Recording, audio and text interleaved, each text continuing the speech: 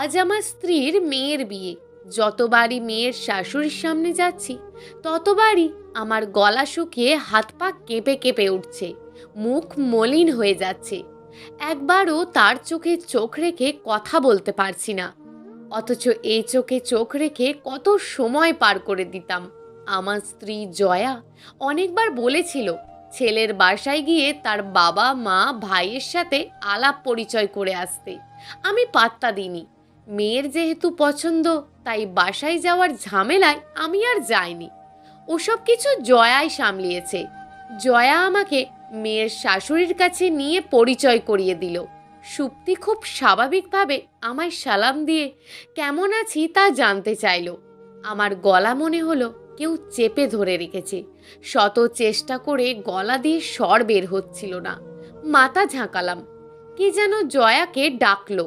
জয়া চলে যাওয়ার পর বহু জড়তার সঙ্গে চোখ তুলে তার দিকে তাকালাম। সুপ্তি অপলকভাবে আমার দিকে তাকিয়ে রইল। জানো সুপ্তি, অনেক খুঁজেছিলাম তোমায়। কোথায় খুঁজেছিলে আমায়? যেখানে যেখানে তোমার থাকার কথা ছিল। অমন করে হারিয়ে না গেলেও পারতে। সুপ্তি বিস্ময়ের চোখে চেয়ে রইল। যত সময় যাচ্ছে মনের ভিতর অজানা ভয়টা আরো বেশি জোরে লাফিয়ে উঠল। আচ্ছা, যে ছেলেটার সাথে মৌরির বিয়ে হচ্ছে সেই ছেলেটা আমার? না না, তাহলে আমাকে দেখার পর সুপ্তি কখনোই এই বিয়ে হতে দিত না। তবে সে কোথায়? কি ব্যাপার, আজ তোমার একমাত্র মেয়ের বিয়ে, অথচ দেখে মনে হচ্ছে তুমি বিয়ের দাওয়াত খেতে এসেছো। তোমাকে নিয়ে আমি আর পারি না। জয়ার কোনো কথাই আমার কানে যাচ্ছিল না। সুপ্তিকে যেহেতু পেয়েই গিয়েছি, ভিতরে শুধু একটাই বাসনা, সব কিছু জানতে চাই। আর মেয়েকে নিয়ে আমার কোনো টেনশন নেই। সুপ্তি ওকে ঠিক আদরেই রাখবে। সুপ্তিকে একা পাওয়া গেল না। বিয়েটা সম্পূর্ণ হয়ে গেল। মেয়ে বিদায়ের সময় জয়ার দুচোখ দিয়ে অনবরত পানি গড়িয়ে পড়ছিল। জয়া বারবার সুপ্তিকে আর সুপ্তির বরকে বলল, বয়স কম, ভুল হলে যেন বুঝিয়ে দেন। সুপ্তি বলল ভরসা রাখতে পারেন, আমি কারোর ভরসা নষ্ট করি না। সুপ্তির কথাটা কেমন যেন বুকে খোঁচা দিল। মনে হলো কথাটা আমাকেই বলেছে। সুপ্তি জানে না আমি তার বিশ্বাস, ভালোবাসা, ভরসা কিছুই নষ্ট করিনি। সময় সব ওলট পালট করে দিয়েছিল। এখনো মনে হয় হাত বাড়ালে সেই দিনগুলো ছোঁয়া যায়। সুপ্তি থাকতো রোকেয়া হলে, আর আমি থাকতাম শহীদুল্লাহ হলে। ভীষণ ভালোবাসতাম একজন আরেকজনকে। আমি মফসলের স্কুল মাস্টারের ছেলে। সুপ্তির সাথে রিলেশন হওয়ার কিছুদিন পর থেকেই সবসময় মাথায় কাজ করত সুপ্তিকে আমায় হারিয়ে ফেলতে হবে, আজ হোক বা কাল। সুপ্তি প্রভাবশালী পরিবারের মেয়ে। তারা কখনোই আমার মতন মধ্যবিত্ত ঘরের ছেলের কাছে মেয়ে বিয়ে দেবে না। কিন্তু সুপ্তি কথাটা মানতে চাইতো না। সে বলতো ও সব ম্যানেজ করে নেবে।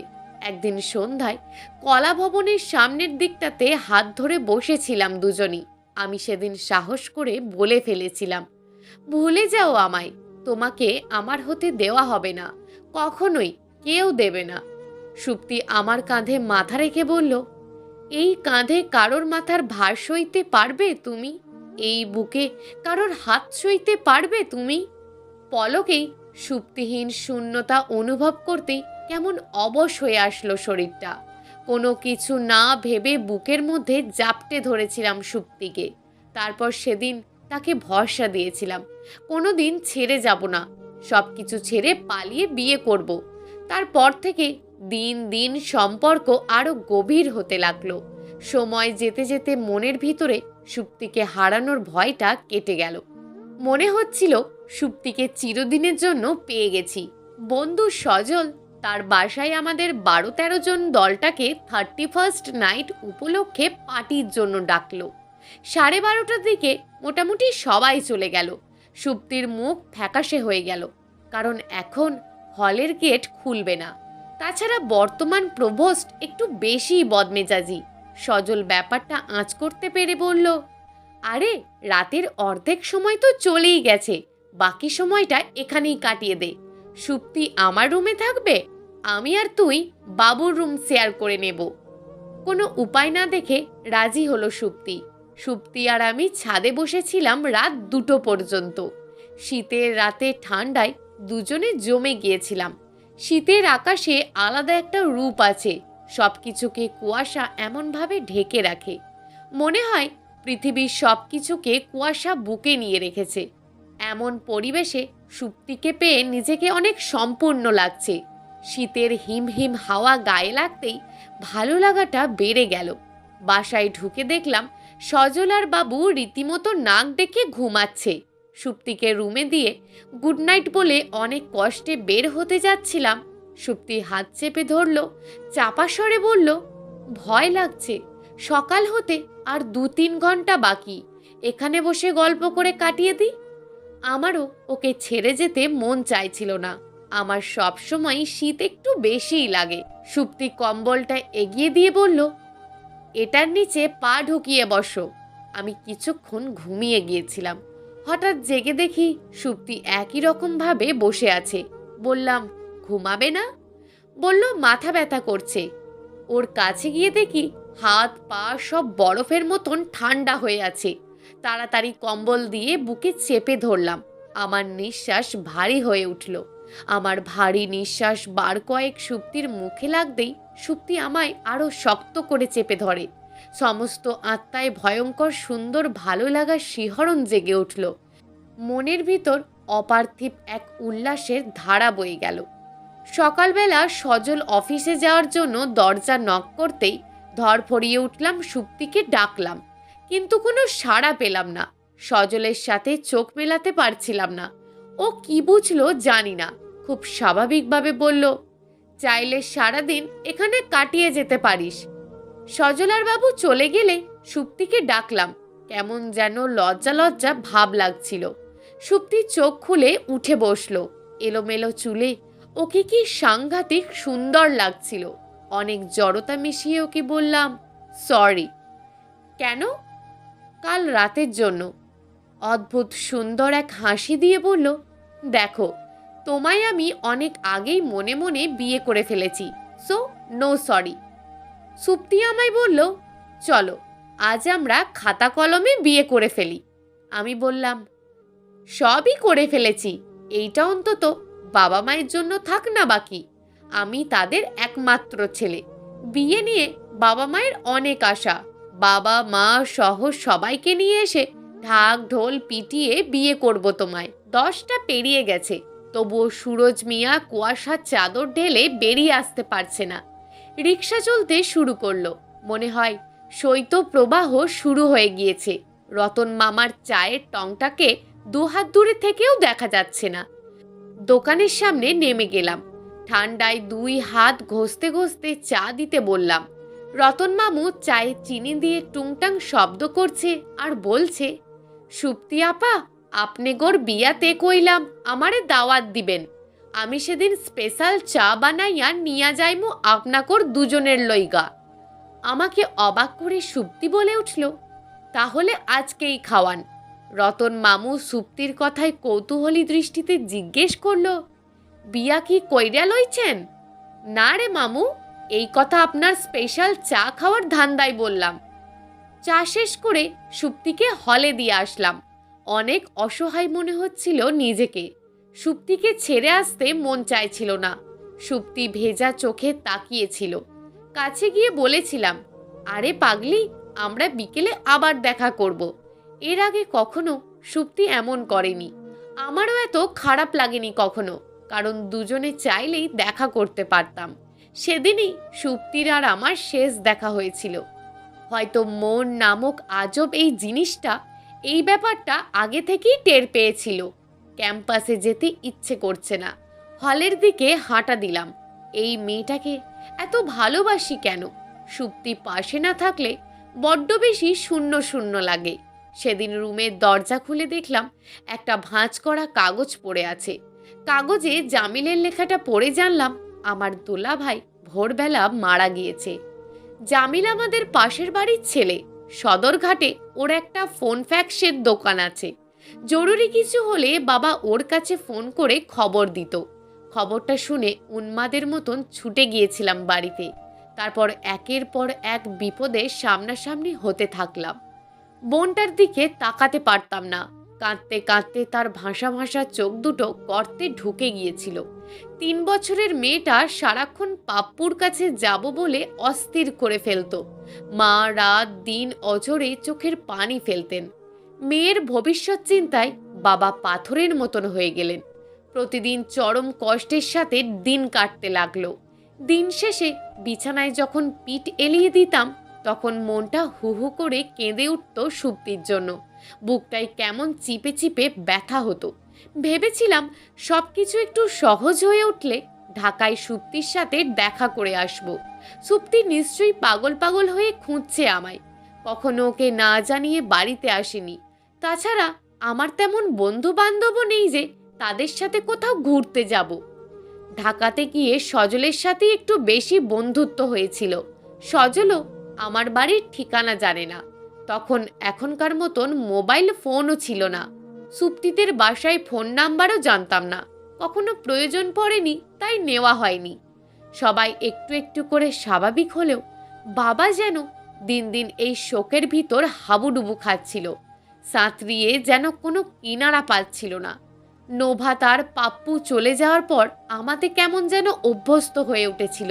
প্রায় 20 দিন হয়ে গেল ঠিক করলাম বাবাকে ঢাকা যাওয়ার কথা বলবো।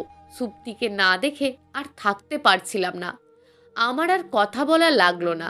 বাবা নিজেই বললেন, তুমি ঢাকায় চলে যাও, সামনে ফাইনাল তোমার। পরদিন সকালে যাব ঠিক করলাম। সেদিনই রাত 2টোর দিকে মায়ের চিৎকারে ঘুম ভেঙে দেখি বাবার অসাড় দেহটা বিছানায় পড়ে আছে।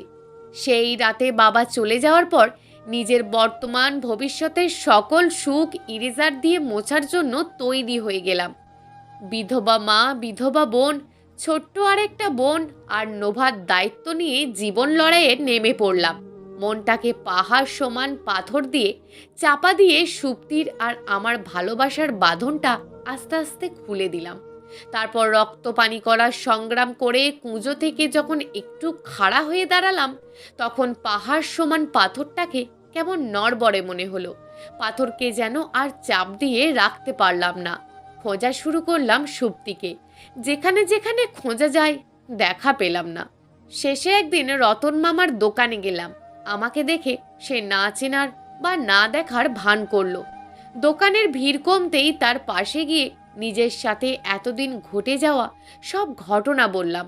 মামা আমায় জড়িয়ে ধরে যা বলল, শুনে মনে হলো গগন ফাটিয়ে চিৎকার করি। সেদিনের পর থেকে সুপ্তি আমায় হন্য হয়ে খুঁজেছিল। আমার সন্ধান কেউ দিতে পারেনি। সেদিনের মাস 3 পর রতন মামার কাছে একটা চিঠি রেখে গিয়েছিল সুপ্তি আমার জন্য। বলেছিল যদি আমি ক্যাম্পাসে ফিরে যাই তবে মামা যেন চিঠিটা আমায় দেয়। আমার ফেরার অনিশ্চয়তা দেখে মামা চিঠিটা পড়েছে আর জানতে পেরেছে সেই রাতের কারণে সুপ্তি প্রেগনেন্ট হয়েছে। এতগুলো বছর পেরিয়ে গেল। প্রতিদিন হন্য হয়ে মনে মনে কত খুঁজেছি। তারপর জীবনের গতির সাথে তাল মিলিয়ে সামনে এগিয়ে চললাম। সুপ্তির ফাঁকা জায়গাটা কেউ পূরণ করতে পারিনি। প্রতিদিন শেষে যখন বিছানায় যেতাম, তখন চোখের সামনে সেই রাতের ভালোবাসার সাথে ভালোবাসার আলিঙ্গনের দৃশ্যটা ভেসে উঠত। আর তখনই মনের ভেতর ঠান্ডা ঝড় শুরু হতো। আমাদের ভালোবাসার ফুলটা কি আছে, যার শরীরে আমার পরিচয় বহন করে আছে? সে ছেলে নাকি মেয়ে? এভাবে আরও কিছু বছর কেটে গেল। জয়া আমার ছোট খালার মেয়ে। ভালোবেসেছিল পাড়ার এক বেকার ছেলেকে। খালা এই ছেলের সাথে বিয়েতে রাজি ছিল না। জয়া ছেলেটিকে লুকিয়ে লুকিয়ে বিয়ে করে ফেলে। তারপর খালা যখন বুঝতে পেরেছিল জয়ার বাচ্চা হবে, তখন ছেলেটিকে ডেকে এনে বলে দেয় সে যেন তার বাবা মা আত্মীয় স্বজন নিয়ে এসে আবার বিয়ে করে জয়াকে শ্বশুর বাড়ি নিয়ে যায়। না হলে খালা আইনি সাহায্য নেবে বলে ভয় দেখিয়েছিল। ছেলেটির সাথে আলাপ করে খালা বিয়ের দিন ঠিক করে ফেলে। নিকট কিছু আত্মীয় নিয়ে খালা ঘরোয়াভাবে বিয়ের আয়োজন করে। বিয়ের দিন দুপুর গড়িয়ে বিকেল হয়ে গেল, বরপক্ষ আসেনি। ছেলের বাসায় লোক পাঠিয়ে জানা গেল তারা কাল রাতে মালপত্র নিয়ে এই বাসা ছেড়ে চলে গেছে। খালা হাউমাউ করে কেঁদে উঠল। জয়া দিশেহারা চাহনিতে স্তব্ধ হয়ে বসে রইল। শুধু জয়া নয়, উপস্থিত সবাই যেন বাক্যহীন হয়ে গেল। খালা আড়ালে নিয়ে জয়াকে বলল বাচ্চাটা নষ্ট করে ফেলতে। জয়ার কষ্ট আর সহ্য হচ্ছিল না। কিছুক্ষণ পর বেরিয়ে যাব এমন সময় জয়া এসে আমার হাত ধরে টেনে ওর রুমে নিয়ে গেল। ওকে বিয়ে করে সমাজে ওর সন্তানের পিতার পরিচয় দেওয়ার জন্য অনুরোধ করলো। আমি অবাক হওয়ার পাশাপাশি কঠিন অসম্মতি জানালাম। আমি হতভম্ব হয়ে গেলাম যখন খালা খালু দুজনেও আমার 2 হাত ধরে জয়াকে বিয়ে করে তাদের সম্মান বাঁচানোর কথা বলল। আমার বিবেক বুদ্ধি কিছুতেই কাজ করছিল না। জয়া কেঁদে কেঁদে বলল, মুহিব ভাই, তুমিই পারো আমার এই সন্তানকে এই পৃথিবীর আলো ছায়ায় হেসে খেলে বেড়ে ওঠার সুযোগ করে দিতে। আমি তোমার কাছে কখনোই স্ত্রীর অধিকার চাইব না। আমি কেন বাচ্চাটা নষ্ট করব? এটা তো আমার অবৈধ সন্তান না, আমার ভালোবাসার ফসল। জয়ার মুখে অবৈধ কথাটা শুনে বুকের ভিতর একটা ঝাঁকুনি খেলো। জয়া তো তার সন্তানকে চিৎকার করে বৈধ বলতে পারছে। সুপ্তি কি কখনো তার আর আমার সন্তানকে বৈধ বলতে পেরেছে বা পারবে? শেষ পর্যন্ত সুপ্তি কি আমাদের সন্তানকে এই পৃথিবীর আলো দেখাতে পেরেছিল? ভালোবাসা কি আজব এক জিনিস। এক এক রূপে সে এক এক জীবনে আসে, আর তার এই ভিন্ন রূপের ছোঁয়ায় কিছু জীবন কেঁদে কেঁদে বেঁচে থাকে, আর কিছু জীবন হাসি কান্নায় বেঁচে থাকে। অবশেষে বিয়ের আসরে সবার অনুরোধে সমাজে খালার পরিবারের সম্মান রাখার জন্য বিয়েটা করে ফেললাম। আর জয়ার গর্ভের সন্তানের পিতৃ পরিচয় দেওয়ার জন্য জয়াকে বিয়ে করতে রাজি হয়েছিলাম। কিন্তু 8-10 জনের মতন বউকে ঠকানো হবে ভেবে অতীত আমি ভুলতে পারিনি। জয়ার সঙ্গে প্রায় সুপ্তির গল্প করতাম। জয়াও মাঝে মাঝে উদাস হয়ে তার ভালোবাসার মানুষটির গল্প করত। মৌরীকে বিদায় দিয়ে বাসায় আসতেই মেয়েটার জন্য মনটা হুহু করে কেঁদে উঠল। মৌরীর সাথে আমার রক্তের বাঁধন নেই ঠিকই, কিন্তু মৌরীকে স্নেহ ভালোবাসার অটুট বাঁধনে বেঁধেছিলাম। আমার মন কখনোই বলেনি যে এটা আমার মেয়ে না। তাছাড়া মৌরী যে আমার সন্তান নয় এটা মৌরী যেমন জানে না, তেমনি জয়ার পরিবার আর আমার পরিবারের মানুষ ছাড়া কেউই জানে না। যারা জানে না তারা কেউই মৌরীকে কখনো বলেনি। বিশ্বস্ততা রেখেছিল। মেয়ের বিদায়ের পর থেকে জয়াকে কেমন যেন একটু বেশি উদাস লাগছে। আজ মেয়ের রিসেপশন, অথচ তার কোনো উল্লাসই নেই, যেমনটা বিয়ের দিন ছিল। জয়াকে গিয়ে কি হয়েছে জিজ্ঞেস করতেই জয়া আমায় জড়িয়ে ধরে চোখের পানি ছেড়ে দিল। কাঁদছো কেন? মৌরীর জন্য খুব মন খারাপ লাগছে? হ্যাঁ, একটু পরই তো ওকে দেখতে পাবে। আসলে আজ রিয়াজের অর্থাৎ মৌরীর জন্মদাতার কথা খুব মনে পড়ছে। কেন সে আমায় ফেলে রেখে পালিয়ে গেল? ওকে ভালোবাসতে আমি একটুও কম বাসিনি, বরং নিজের চেয়ে বেশি ভালোবেসেছিলাম। আমি জয়াকে কি সান্ত্বনা দেব? আজ তো আমি নিজেই নিজেকে কোনো সান্ত্বনা দেওয়ার ভাষা পাচ্ছি না। আমার সুপ্তির যাকে আমি চোখের সামনে দেখেছি অথচ একটু ছুঁয়ে দেখতে পারছি না, যদিও বারবার অবাধ্য মন বলছে সব ভয় ভীতি ঝেড়ে ফেলে সুপ্তিকে বুকে চেপে ধরে এতদিন বুকের ভিতরে আটকে থাকা নিঃশ্বাসটা ছাড়তে। আবার কখনো কখনো এই অবাধ্য মন বলছে সুপ্তিকে নিয়ে আবার নতুন করে স্বপ্ন দেখতে। মনের কি অদ্ভুত চাওয়া। মৌরীকে আজ অন্যরকম সুন্দর লাগছে। ছোট মেয়েটা কবে যে এত বড় হয়ে গেল বুঝতেই পারিনি। মেয়েটার সারা মুখে কেমন যেন লজ্জা লজ্জা ভাব ফুটে উঠেছে, যেটা আজকালকার মেয়েদের ক্ষেত্রে খুব একটা দেখা যায় না। সুপ্তিকে কোথাও দেখতে পাচ্ছি না। জয়ার কাছে শুনলাম কাল সুপ্তির বড় ছেলে লন্ডন থেকে এসেছে। সুপ্তির বড় ছেলেটাই আমার আর সুপ্তির ভালোবাসার ফুল না তো? আজ মনের ভিতর কেমন যেন সব শূন্য শূন্য মনে হচ্ছে। কঠিন মনস্থির করলাম আজ সুপ্তির কাছে সবটা জানতে চাইবই। সুপ্তি আসছে, সঙ্গেরটা তার বড় ছেলে জয়া বলল। ছেলেটার দিকে তাকাতেই আমার চোখ স্থির হয়ে গেল। সে দেখতে অবিকল আমার বাবার মতন। দৌড়ে গিয়ে বুকে জাপটে ধরতে ইচ্ছে হলো, কিন্তু পা চালাতে পারলাম না। পা মনে হলো মাটিতেই আটকে গেছে। শরীরের প্রতিটি নার্ভে কেমন হিমভাব অনুভূত হয়ে আমার শীত শীত লাগছে। জয়া খেয়াল করে একটা চেয়ারের ওপর বসিয়ে দিল। আমায় ঘিরে সবাই ছোটোখাটো একটা জটলা পাকিয়ে ফেলল। মৌরি কেঁদে কেটে চেহারার অবস্থা বেহাল দশা করে ফেলল। সব দেখছিলাম, কিছু বলার শক্তি যেন হারিয়ে ফেললাম। কিছু সময় নিল শরীর ঠিক হতে। সুপ্তির বর তাদের বড় ছেলের সাথে পরিচয় করিয়ে দিল। আমায় সালাম করতে গেলে তাকে বাধা দিয়ে বুকে জড়িয়ে ধরলাম। বুকের পোড়া ক্ষতটাতে কে যেন শান্তির মলম বুলিয়ে দিল। শত চেষ্টা করেও সুপ্তিকে সেদিন যখন একা পেলাম না, বাসায় এসে ফোনে অনেক রিকোয়েস্ট করে দেখা করতে রাজি করালাম। প্রায় মিনিট 30 হয়ে গেল সুপ্তির জন্য অপেক্ষা করছি।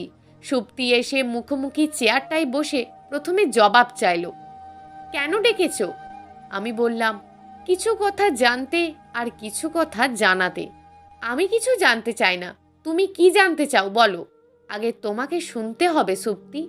সুপ্তিকে সেদিন হলে দিয়ে আসার পর থেকে আজ এই মুহূর্ত পর্যন্ত ঘটে যাওয়া সব কিছু বললাম। সুপ্তি শুধু চোখে জল ফেলে গেল। কেন আমরা আমাদের হতে পারলাম না? স্বপ্নগুলোকে কেন বাস্তবতার রূপ দিতে পারলাম না? এই বলে সুপ্তি অঝরে কেঁদে গেল। সুপ্তি জানালো, সেদিন বিকেল থেকে সে আমায় পাগল পাগল হয়ে খুঁজেছে, কিন্তু একবারও তার মন সায় দেয়নি যে আমি তাকে ধোঁকা দিয়েছি। শুধু ভাবতো কী কারণে আমি হারিয়ে গেলাম। দিন চলতে চলতে যখন সে তার ভিতর মাহিবের অস্তিত্ব টের পেল, তখন আবারও আমাকে হন্য হয়ে খুঁজে না পেয়ে বাবার কথায় বিয়েতে রাজি হলো। লন্ডন প্রবাসী বর। মাহিব তখন 3 মাসের পেটে। তার বর সব জেনেই তাকে বিয়ে করেছে। সুপ্তির একটা শর্ত ছিল বিয়েতে, সেটা হলো বাচ্চা জন্ম নেওয়ার আগে সে তার বরকে প্রাপ্য অধিকার দিতে পারবে না, এমনকি সন্তান সে দেশেই জন্ম দেবে। সুপ্তির বর শর্ত মেনেই বিয়ে করলো। হয়তো এই মেনে নেওয়ার পিছনে কিছুটা হলেও তার প্রভাবশালী পিতার হাত ছিল। আচ্ছা সুপ্তি, এক সময় তুমি আমার জন্য সব ছেড়ে আসতে চাইতে, এখন যদি বলি ফিরে এসো আমার কাছে, আসবে? দেখো মুহিব, সত্যি বলতে অবাধ্য অবচেতন মন তো চাই এখনো তোমার বুকে মাথা রেখে আগামী দিনের স্বপ্ন আবার নতুন করে দেখি, কিন্তু জীবনের এই সময়টাতে এসে এটা কখনোই সম্ভব হবে না। তোমার আমার আর এক হওয়া সম্ভব না মুহিব। এতগুলো বছরে তোমার আমার জীবনের সাথে কয়েকটি জীবন গভীরভাবে জড়িয়ে গেছে, সম্পর্কগুলোও কেমন যেন পেঁচিয়ে গেছে। তাছাড়া আমার বরের কাছে আমি অনেক বেশি ঋণী। ওই সময়টাতে যদি সে আমার পাশে না থাকতো, তাহলে আমার আত্মহনন করা ছাড়া কোনো উপায় থাকতো না। সকল ঝড় ঝাপটা থেকে এতগুলো বছর সে আমায় আগলে রেখেছে। তার সাথে এত বড় বিশ্বাসঘাতকতা আমি করতে পারবো না। আমাদের স্বপ্নগুলো তো সাগরের জলে ডুবে গেছে। আমাদের ঘিরে ওই মানুষগুলোর স্বপ্নগুলোকে ডুবতে দিও না। আজকের পর আমি যতদিন না লন্ডনে যাব, তুমি আমার সামনে এসো না। টেকনিক্যালি এড়িয়ে যেও। ইনফ্যাক্ট আমি কখনোই তোমার সামনে আসবো না। আর আমি নিজেও জানি এটা আর সম্ভব না। সময় অনেক দূর এগিয়ে গেছে। পিছনের পথটাই এত বেশি ধুলো জমে গেছে যা পরিষ্কার করা সম্ভব না। তুমি শুধু মাহিবকে সত্যিটা বলো যে আমি ওর বাবা। আমাদের পিতা পুত্রের রিলেশনটা না হয় গোপনেই থাকলো। না মুহিব, তা কখনোই হয় না। মাহিব এটা মেনে নিতে পারবে না। সে তার বাবাকে আমার চেয়ে অনেক বেশি ভালোবাসে। সব কিছু মিলিয়ে ওর জীবনটা ওলট পালট হয়ে যাবে। প্লিজ, ও অনেক ইমোশনাল একটা ছেলে। এই কঠিন বাস্তব সত্য ও হজম করতে পারবে না। ছেলেটা আমার দিশেহারা হয়ে যাবে। ওর জীবনে ঝড় বয়ে যাবে। ও অনেক নরম স্বভাবের, অল্পতেই অনেক কষ্ট পায়। আমি আর আমার বর মিলে ওকে অনেক কষ্টে ও ভয়ে ভয়ে ওকে এত দূর এনে দাঁড় করিয়েছি। আমায় তুমি কথা দাও মুহিব, তুমি কখনো পিতার অধিকার নিয়ে মাহিবের সামনে দাঁড়াবে না। আমি কথা দিচ্ছি, কারণে অকারণে আমি ওকে তোমার কাছে পাঠাবো সুযোগ পেলেই। তখন তুমি ওকে মন ভরে দেখে নিও। যেহেতু তুমি মৌরির বাবা, সুতরাং এই সুযোগটা তুমি হামেশাই পাবে। প্লিজ, কথা দাও। আর একটা কথা, আমি যে সেই সুপ্তি, সেটা তুমি জয়াকেও বলো না প্লিজ।